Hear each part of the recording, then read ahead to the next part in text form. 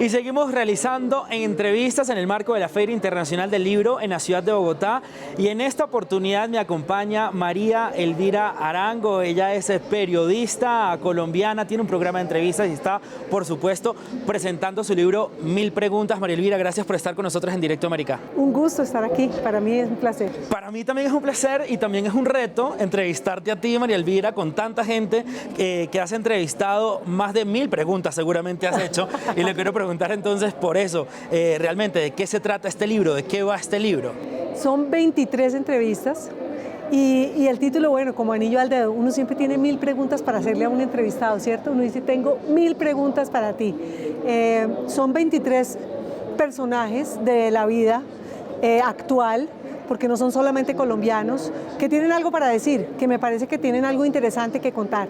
Y logramos en la entrevista que hubiera química, que hubiera empatía, eso cuando uno hace una entrevista y dice, esta salió chévere, sí. Esa es. ¿Cuál es el reto? ¿Cuál fue el reto más importante de plasmar todas esas entrevistas en el libro? Y me imagino también elegir cuáles fueron las entrevistas que pusiste en este libro. Bueno, las escogimos por eso, porque tenían algo especial para contar. Nos salimos un poco del tema político, como para sacudir uno, y estamos en elecciones, y entonces qué delicia algo que tenga, hay personajes de la cultura, hay personajes, bueno, Ingrid Betancourt, por ejemplo, digamos de la coyuntura, no necesariamente de política, pero de la coyuntura, gente que tiene alguna historia interesante que contar, y creo que hay de todo un poquito, te hace llorar, te hace reír, y bueno, son entrevistas que se leen muy sabroso, como decimos en Colombia. María Elvira, también le quiero preguntar, ¿cuál fue esa entrevista que más le costó para hacer este libro? Siempre es difícil, es como la película preferida, la canción preferida, la entrevista preferida. A mí lo que me pasa cuando con las entrevistas que me cuestan trabajo es con las que yo me siento más, que me desmorono, por ejemplo, las que me hacen llorar, cuando la historia que me están contando es tan dura, de esas historias que uno oye del conflicto, por ejemplo, o de la violencia, que realmente me impactan y me sorprende estar frente a una persona que tuvo el coraje y el valor de sobreponerse a ese dolor o a esa situación. Esas son las que más trabajo me cuestan. Claro, los personajes difíciles, alguna vez me dijo un jefe que tuve, yo que este no me pasa el teléfono, que este no quiere, que este no... Me dice, insista, algún momento le van a decir que sí, de manera que la dificultad no es tanto por la altura del personaje, sino por la historia que tienen para contar. Así es, Melviri, también pues obviamente estamos en el mismo gremio, también entrevisto personas, también pues soy periodista y a veces es difícil conectar con ese personaje, generar la confianza, y por más abierto que uno esté, también uno siente muchas veces una barrera con ese personaje. Entonces, ¿cómo hacer para romper esa barrera por más bacano, digamos, que sea uno? Pues yo creo que ese es el alma que yo creo que tiene 1000 preguntas, porque por más, somos periodistas, y por más de que uno trate de hacerlo lo más amable, amigable, pues hay una grabadora, hay una cámara, hay luces, ¿no? La gente se intimida. Si uno logra pasar por encima de eso, yo creo que ahí uno está, por lo menos ya más cerca de hacer una entrevista por lo menos real. Y como lo dices, María Elvira, también uno puede hablar con un personaje fuera de cámaras y todo fluye muy bien, y se prende la cámara y es como un acartonamiento que tú decías, pero estamos en el mismo contexto que hace un segundo, pero claro, se intimidan las cosas. Y algo que decía en el prólogo del libro era el arte de escuchar. También, obviamente, yo soy muy seguidor de, por ejemplo, Ismael Cala, que también decía que lo más importante de una entrevista es escuchar al entrevistado. ¿Cómo es ese arte? Yo no sé si a veces... Es difícil, por supuesto, es difícil. Y a veces los periodistas como que van con actitud de que están esperando que les digan algo, que quieren que... o detrás de la noticia. De repente, si uno va con la intención más bien de la actitud abierta de escuchar lo que esa persona tiene para decir. Porque esa persona, ¿qué lo motiva? ¿Qué lo asusta? ¿Qué lo hace llorar? ¿Qué le da miedo? ¿O qué chiva le voy a sacar? Pero con cariñito y con cuidadito, de repente se consigue. Me parece que ese es el...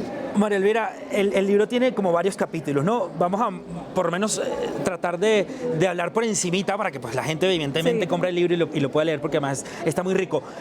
De la vida y sus dolores, ¿qué podemos encontrar en este segmento? Sí, a mí me parece que la historia de Piedad Bonet además es la primera. Y está muy bien ahí porque uno empieza ese libro y te pones a llorar. Piedad, su hijo se suicidó, tiene uno de los libros más bellos que se ha publicado en Colombia, Lo que no tiene nombre. Yo soy mamá y siempre tratándose como periodista de ser empática con mi entrevistado. Sí. Y yo creo que esos son los casos en donde la palabra queda muy chiquita. No hay un dolor que describa, y por más de que uno intente entender lo que esa persona está viviendo, saber lo que significa que un hijo de uno se haya suicidado, me parece conmovedora, me parece bello además, porque está bellamente narrado. Ella es una poetisa increíble que admiro. Entonces yo creo que hay en esa arrancada que te llega al corazón. Y es muy delicado también hablar con una persona que ha pasado por un dolor también tan grande, y pues el manejo que uno le tiene que dar a esa entrevista para que la persona se sienta cómoda y no incomodar al entrevistado, porque eso también es un arte, ¿no? Sí, presionar en lo que no quiere. Yo siento que también uno como periodista a veces, creo que yo evito hacerlo, ¿no? Pero no como indagar y decirle más allá de lo que el invitado quiera decir. Yo siento que también tiene como respetar ese espacio de la persona que simplemente no le quiere decir. Y no porque uno es periodista te tiene que decir lo que tú quieres. Así es. Esa es como la magia de una entrevista. Y cuando una persona te está abriendo el corazón, imagínate el cuidado que tienes que tener. Hay que ser muy respetuoso. Exacto. De la vida y las pasiones. ¿Qué pasiones podemos encontrar en Mil Preguntas? Las pasiones. Hay un personaje que además adoro, que se llama Andrés Parra, este gran actor colombiano. Sí, claro.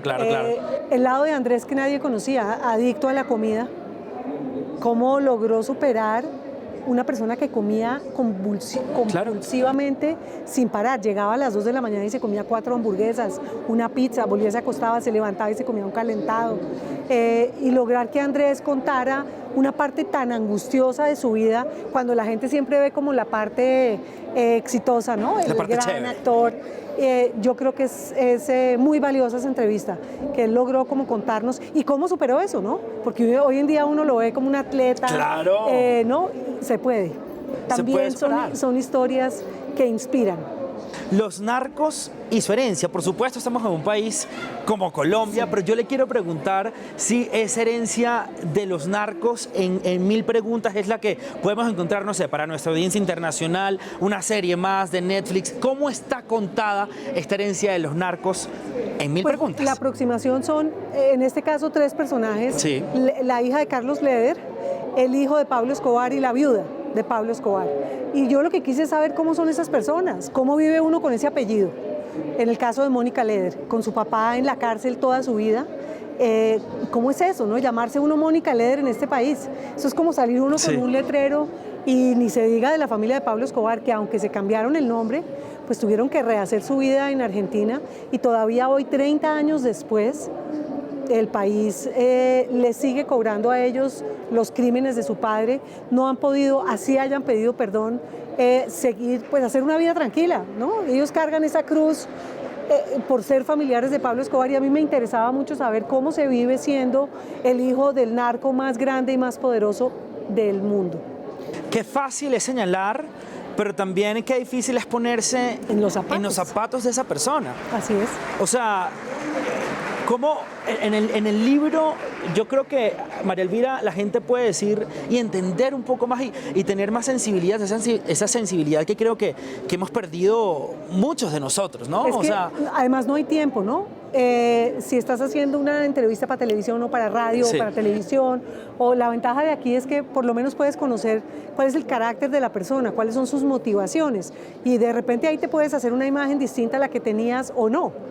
Estás como en la libertad, pero tienes más argumentos, por lo menos. Me encanta eso también de conocer a las personas, porque yo también trato eso, ¿no? De como más allá del personaje, pues somos seres humanos. Los dos tomamos café por la mañana o un té, si no le gusta, pero comemos, respiramos, o sea, tenemos los mismos dolores, nos enfermamos, y eso es, yo creo que también muy rico lograr eso, y yo siento que los entrevistados son agradecidos por eso. María Elvira, en el libro podemos encontrar también, tienes un programa para los que, nuestra audiencia internacional, un programa muy famoso todos los domingos en un canal acá muy reconocido en Colombia, de entrevistas, ¿no? De crónicas, que es súper ricas, además como se cuentan. ¿Podemos ver esas mismas crónicas que has hecho, esas entrevistas aquí en el libro, o son completamente diferentes, o simplemente en la tele vemos algo más corto y aquí como algo más ampliado? No, ni siquiera es por lo largo o lo corto, sino personajes que sí han sido protagonistas de informantes que me causaron algún sentimiento de sorpresa. A mí me parece que si uno hace una entrevista y no pasa nada, esa entrevista no sirve. Por lo menos que te emocione, que te aburra, que te entristezca, que te haga llorar, que la odies algo. Entonces están escritas para prensa. Sí. Que sí es un formato distinto y además tienen un ritmo muy particular por ser entrevistas para prensa. Han salido los personajes sin informantes, sí, y en otras entrevistas que hice alguna vez en Bocas, en la revista del Tiempo, pero aquí están de otra manera. Y terminamos con la guerra y sus heridas. ¡Wow! Hablar de un conflicto tan largo como el colombiano, 50 años por ahí, y las heridas que todavía estamos padeciendo. Bueno, yo qué pena que te interrumpa, María Elvira, sí, pero yo que no soy colombiano, yo llegué a este país hace 7 años ya y medio, y todavía hay rastros de la guerra, ¿no? De violencia en la sociedad, qué triste. Sí, yo creo que Clara Rojas, que la entrevista es con su hijo Emanuel, que nadie había hablado con él. ¿Cómo es ese niño? ¿No?